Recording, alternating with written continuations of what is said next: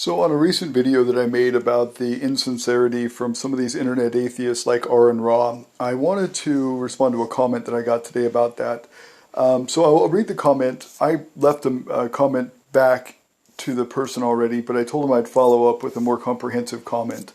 So anyway, he says, sciences, including abiogenesis, take zero faith whatsoever. Your personal incredulity does not qualify as an argument against it. Secondly, in science, there is a process called peer review, which seeks to eliminate biases when and where they are found. Faith is belief without evidence, and there is a plethora of evidence in favor of life starting on this planet from non-living chemistry.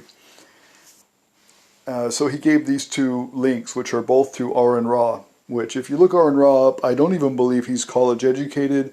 I don't believe he's a professor of any sort. I don't believe he's done any of these scientific experiments himself. He's basically an internet commentator and what I call an evangelistic atheist. So that's the links. You can follow them if you wish. He says, how it happened is what abiogenesis sciences are concerned with, not that it happened, because we know it did.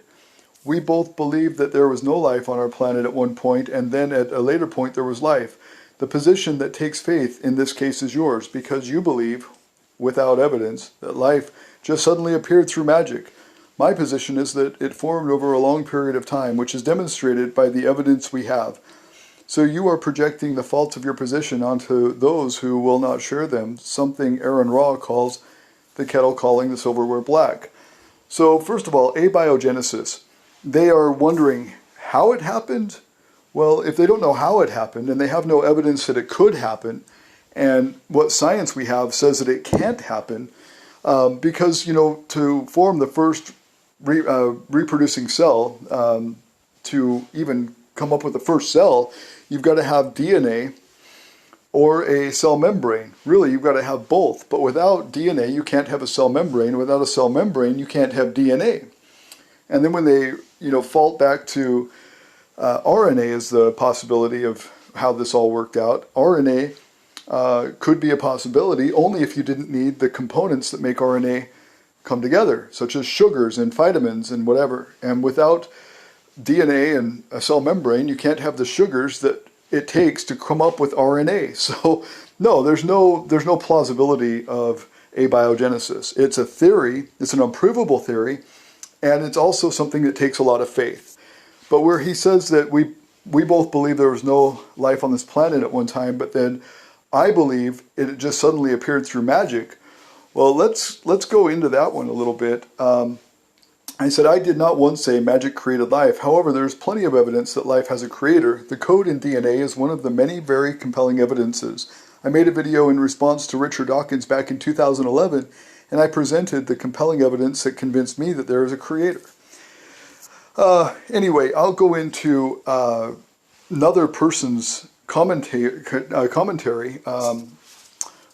philosopher as well as a theologist, and somebody who's very articulate in this topic. I just wanted to present this.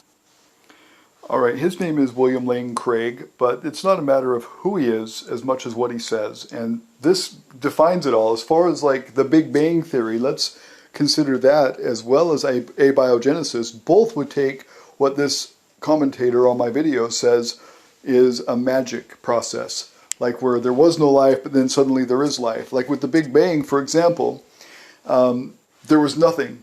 And then all of a sudden the Big Bang happened and there was a bunch of stuff. So if that's the case, that took magic. So if this guy's saying that Christians believe magic created everything, well, can he not apply that to the Big Bang or abiogenesis? Because those two are implausible things without God. So let's go into what this guy says.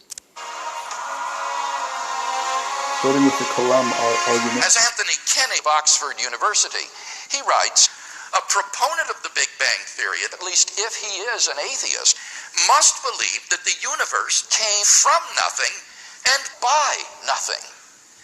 But surely that doesn't make sense. Out of nothing, nothing comes. So why does the universe exist instead of just nothing? Where did it come from? There must have been a cause which brought the universe into being. I thought that the first premise that whatever begins to exist has a cause was virtually Suppose that something could come into existence from nothing. If that were the case, then it's inexplicable why just anything and everything doesn't pop into being out of nothing. But no one here tonight is worried that while you're listening to this debate, a horse may have popped into being uncaused out of nothing in your living room and is there defiling the carpet right now as we speak. Well, it's worse than magic. When you think about it, it really is. In magic, when the magician pulls a rabbit out of the hat, at least you've got the magician.